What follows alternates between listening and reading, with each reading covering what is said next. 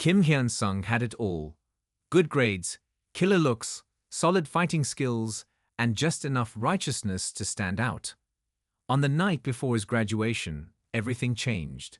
He was shoved off a rooftop and left in a vegetative state, trapped in his own body. Unable to move, unable to speak. Only his hearing and mind remained, forcing him to endure 10 years of silent torment. For a decade, he existed in that living he ***, with no escape in sight. Then, out of nowhere, he's thrown back in time, to the day it all began, the day the bullying started.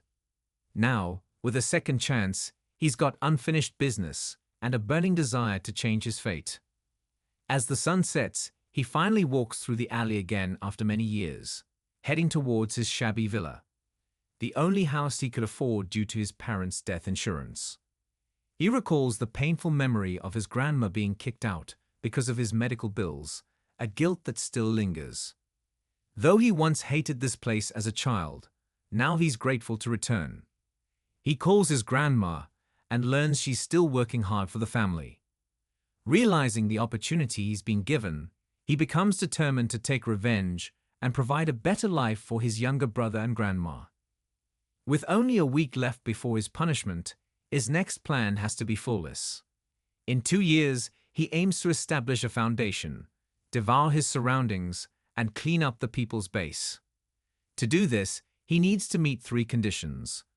First, he requires manpower to face school violence perpetrators. He knows he can't train himself enough, but remembers someone who, if he wins him over, will give him a massive advantage.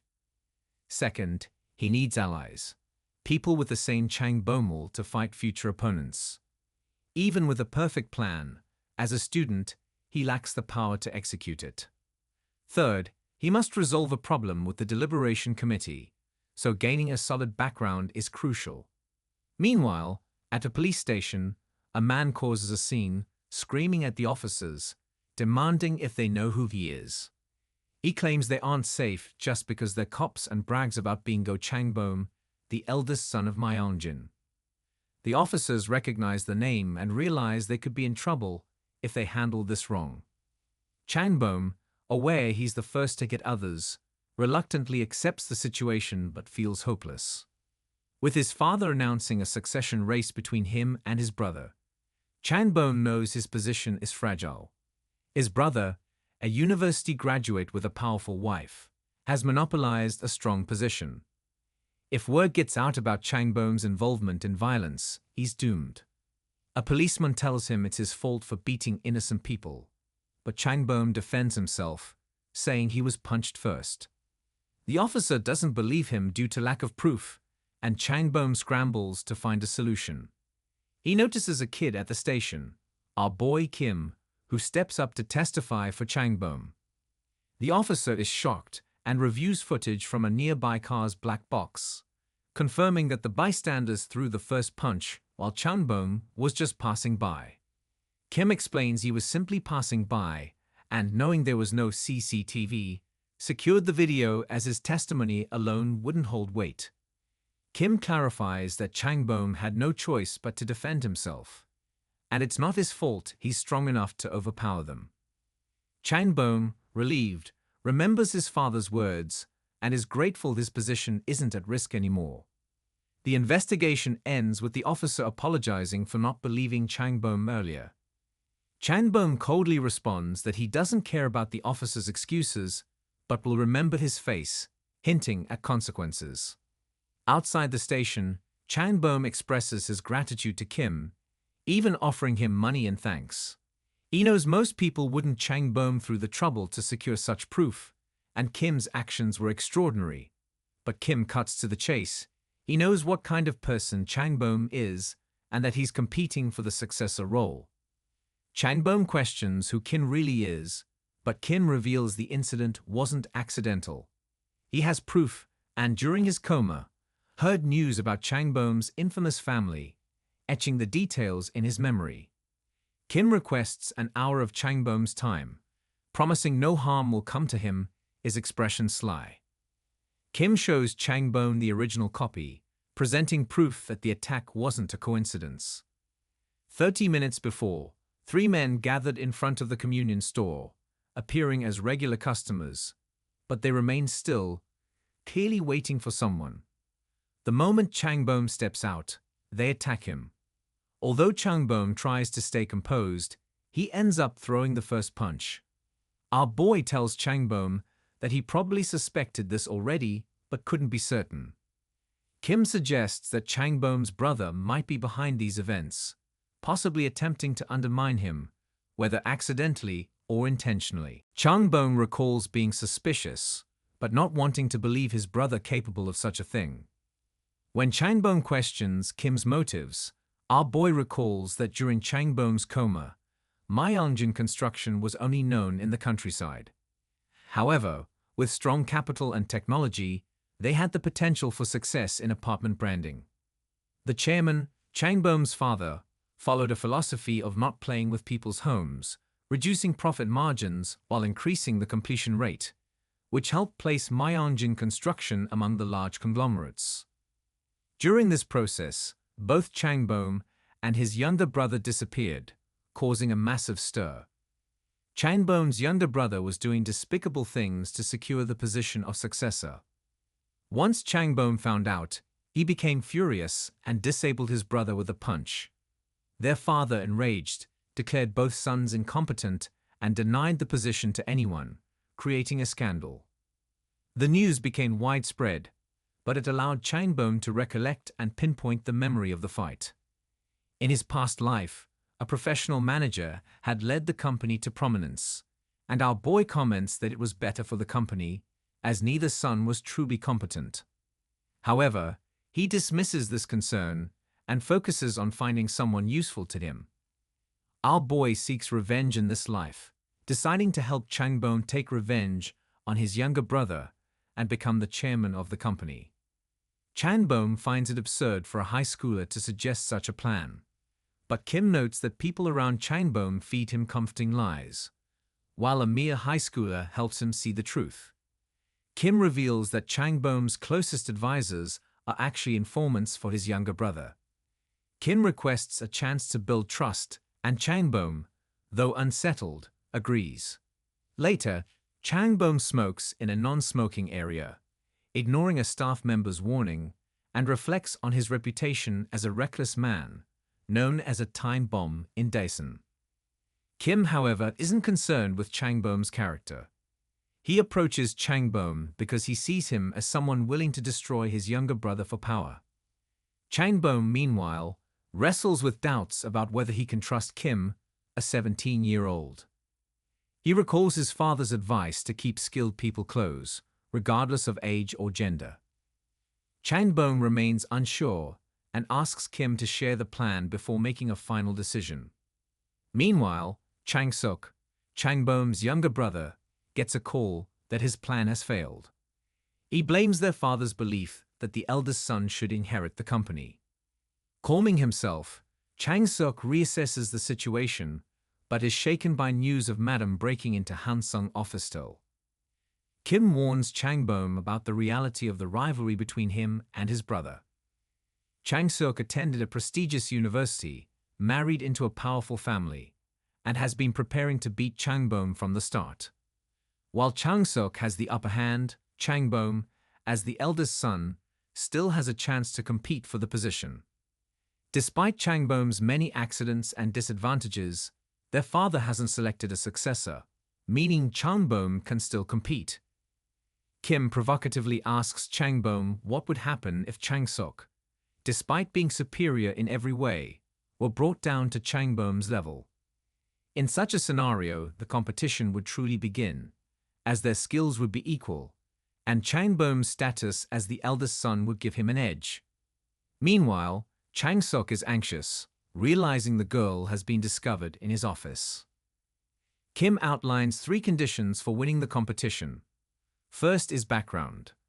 While his younger brother married into a prestigious family, Changbom spent his time partying in clubs. The second condition is reputation. Changbom's donations are known for their negative impact. The final condition is ability. While Changbom was distracted by socializing, Chang-suk earned recognition through his administrative work, Even without special efforts, Chang-sok would still be superior in the competition. Kim decides to turn the tables. He revisits the first condition, stating that it's too late for Changbom to marry into a prestigious family. No new family will suddenly appear, but a solution is to get Chang-sok and his wife divorced. This would eliminate Changbom's advantage and force him to start from scratch. Confronting Myeongjin, Chang-sok apologizes, but his father assures him that he discussed the matter with his father-in-law, so there will be no divorce. However, Chang-sok's wife will live separately, and they will observe how Chang-sok behaves from now on.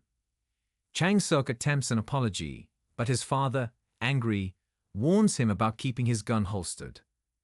He believes Chang-sok should have stayed single like Changbom and realizes both of his sons are incompetent.